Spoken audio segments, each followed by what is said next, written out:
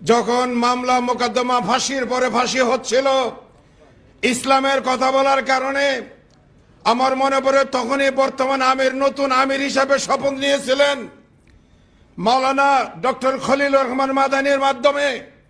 একদিন আমার মাদ্রাসায় তিনি গেলেন একেবারে লুকোচুরি অবস্থায়। উলামায়ে কেরামের একটা প্রোগ্রাম হলো, ইনি সে আলেমদের সামনে আমিরে জামাত বলেছিলেন যে আপনারা যারা মসজিদের নেতৃত্ব দিচ্ছেন, আমরা জামাত এবং আমি জামাতের আমির হিসাবে মসজিদের ভিতরের নেতৃত্ব যারা দেয় তাদেরকে মাঠের নেতৃত্ব দেওয়ার জন্য প্রোগ্রাম চেষ্টা চালিয়ে যাচ্ছি। মসজিদে যারা ভিতরে আছেন তারা যদি মাঠে নেতৃত্ব দেন তাইলে মানুষের জান মাল ইজ্জতের নিরাপত্তা পাবে।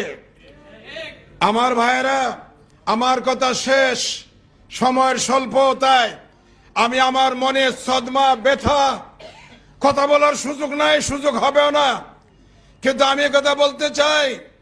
প্রতিদিন আসরের নামাজের পরে আপনি মুসল্লিদের দিকে ফিরে বসেন, বসার পরে বলেন 33 বার সুবহানাল্লাহ, আলহামদুলিল্লাহ, আল্লাহু আকবার। এটা বলতে হবে বলি আমরা পড়ি। ফজরের পরেও মুসল্লিদের দিকে আমরা ফিরে বসি। কেন বসি? মুসল্লিদের দিকে বসে দোয়া কালামে লাগাই। প্রিয় নবীও বসতেন। প্রিয় নবী ফজরের পরে বসে মুসল্লিদের খবর নিতেন, রাতে কারো দুর্ঘটনা হয়েছে কিনা, ফজরে কে কেন আসতে পারে নাই, কি কারণে তার সমস্যা হয়েছিল। আবার আসরের পরে কর্মজীবন থেকে মুসল্লিরা ফিরে আসছে কিনা খবর নেওয়ার জন্য বসতেন, খবর নিতেন। এইভাবে ইমাম আর মুসল্লির ভিতরে শীতবন্ধন হতো, যোগাযোগ সম্পর্ক বাড়ত।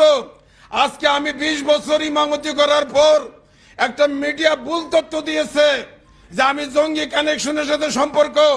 আমার 20 বছরের মুসল্লি বলে হলে হতেও পারে। এটা আমার দুর্বলতা।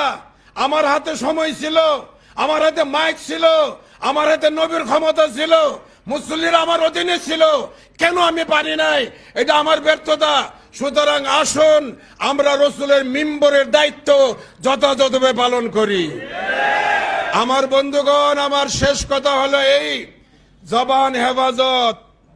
যারা এখানে বসবে আমার বিপক্ষে, যারা আমার শত্রু, তাদেরকে আমার দরকার।